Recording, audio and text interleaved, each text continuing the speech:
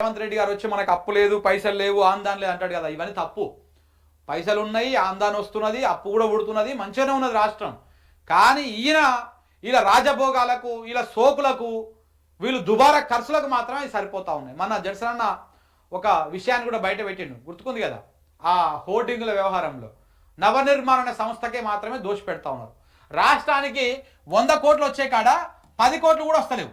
100 కోట్ల ఆదాయం వచ్చే కాడ 10 కోట్లు కూడా వస్తలేవు. అంటే దాదాపు 90 కోట్ల రూపాయలు మింగేస్తా ఉన్నారు వీళ్ళు. ఇంకా ఏడుకెళ్ళి వస్తుంది ఆదాయం రాష్ట్రానికి? రాష్ట్రానికి ఆదాయం రాక కాదు, వచ్చే పైసలను వీళ్ళు దారి మళ్ళిస్తా ఉన్నారు, వీళ్ళు మింగుతా ఉన్నారు, వీళ్ళు మింగేసేటువంటి కార్యక్రమాలు చేస్తా ఉన్నారు. అందుకే రాష్ట్రం దివాలా తీసేటువంటి పరిస్థితికి వచ్చింది. దీనికి కారణం కాంగ్రెస్ నాయకులు, దీనికి కారణం ఈ పైరవీలు, వీళ్ళ దోపిడీ, దోపిడీ ఏమంటారు, దారి దోపిడీ దొంగలు ఉంటారు చూసినావా, అట్లా తయారైపోయింది. చిన్నోడు పైరవి, పెద్దోడు పైరవి, అందరు పైరవీలు చేసుడు మొత్తం వ్యవహారం అవుతా ఉంది. ఇంకొక విషయం, పైరవి అంటే కూడా గుర్తుకొచ్చింది, ఇది అందాల పోటీకి సంబంధించింది కదా. అయితే ఒక మిత్రుడు మెసేజ్ పెట్టిండు చూడండి కిందంగా, ఇగో ఏమని పెట్టిండు, శంకరన్న లావాణి పట్టకు ఇప్పుడు కూడా రిజిస్ట్రేషన్ చేస్తామని చెప్తున్నారు, దానికి డీలింగ్ 50-50 అని మాట్లాడుకుంటారంట. ఈ విషయం మీద మాకు ఆన్సర్ ఇస్తున్నారు, 30 డేస్ టైం లోపల చేస్తామని చెప్తున్నారంట. ఈ లావాణి పట్టలు ఉంటాయి కదా, ఈ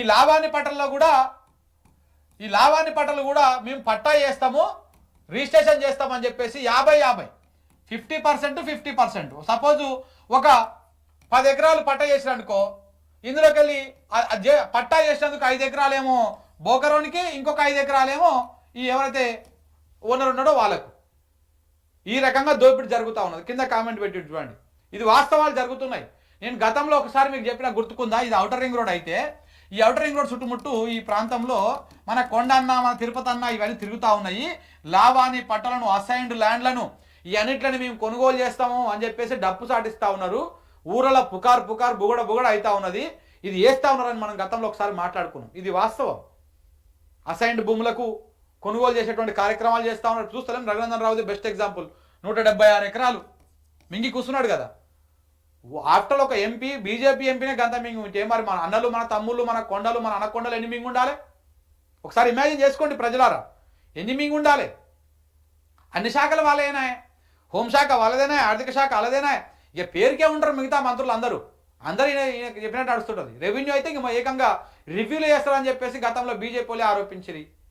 బీజేపీ ఎమ్మెల్యేలే ఎవరు కొండరెడ్డి వచ్చి రెవెన్యూ శాఖ మీద రివ్యూనే చేస్తున్నాడు అని చెప్పేసి. సో ఇట్లా ఒక రఘునందన్ రావే 176 ఎకరాల అసైన్డ్ భూములను మింగితే మరి వీళ్ళెంత మింగి ఉండాలి? తిరుపతి రెడ్డి ఎంత మింగి ఉండాలి? కొండలరెడ్డి ఎంత మింగి ఉండాలి? వీళ్ళ సాటున వీళ్ళ బినామీలు, అనుముల వారి కుటుంబము, ఆ పరివారు ఎన్ని వందల వేల కోట్ల రూపాయల భూములను మింగి ఉండాలి? ఒకసారి మీరు ఆలోచన చేయండి. శీలం మీద నేర్చింది వచ్చి గట్టున మేస్తుందా? ఎట మేస్తుంది? ఈ రకంగా దోపిడికి పాల్పడ్డటువంటి వాళ్ళు ఏమి చేయకుండా, అవినీతి మచ్చంటకుండా, ఇట్లాంటి లంగ లఫంగం పనులు వేయకుండా ఉంటారా? 100% చేస్తారు కదా. ఇగో ఇప్పుడు ఈ దందా కూడా అదే. ఏదైతే ఈ లావాణి పట్టలను, ఈ అసైన్డ్ భూములను, అలాగనే ఈ పొరంబోకులను, ఇవన్నీ ఏవైతే ఉన్నాయో వీటన్నింటినీ కూడా పట్టాగా మారుస్తామనేటువంటి దందా ఇది నిజంగానే వాస్తవంగానే జరుగుతూ ఉంది. ఈ త్రిబులార్ అనేటువంటి వ్యవహారంలో ఎక్కడైతే ఉందో అక్కడ ఇంకా ఎక్కువ నడుస్తుంది ఇట్లాంటిది. దయచేసి ఆలోచన చేయండి ప్రజలారా. మీరు అనవసరంగా ఆగమై మీ భూములను అమ్ముకొని అజ్జయ్యకు అడ్డికి పావుషేరు కొనుక్కపోతారు వీళ్ళు వచ్చి. రేపనాడు ఈ భూమి మళ్ళా ఈ ధృతరాష్ట్రుల ఈ కౌరవుల రాజ్యం పోతుంది. మళ్ళా మన తెలంగాణ మళ్ళీ కొంత బాగుపడుతుంది. మళ్ళీ మనకు భూములకు విలువలు వస్తాయి. కుక్కలు చింపేసిన ఇస్తానాకు కూడా జర కొంచెం ఆడనో ఎన్నో జర అతికత్తుకుంటుంది ఒక్కొక్క ముక్క. దానికంటే అధ్వాన్నంగా దరిద్రంగా తయారైపోయింది రాష్ట్రం.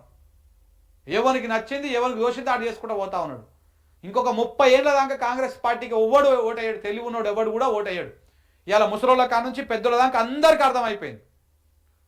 మన ముఖ్యమంత్రి ఒక చేతగాని ముఖ్యమంత్రి. మన ముఖ్యమంత్రికి అవగాహన లేదు, ఏ విషయాల మీద అవగాహన లేదు, ఏ మాట్లాడితే ఏ రకంగా అది ప్రభుత్వానికి ప్రజలకు ఉపయోగపడుతుంది అనేది దాని మీద అవగాహన లేదు. ఇష్టం వచ్చినట్టు మాట్లాడతాడు. ఇప్పుడేది మాట్లాడతాడో ఇంక తర్వాత ఏది మాట్లాడతాడో ఒక పొంతన ఉండదు.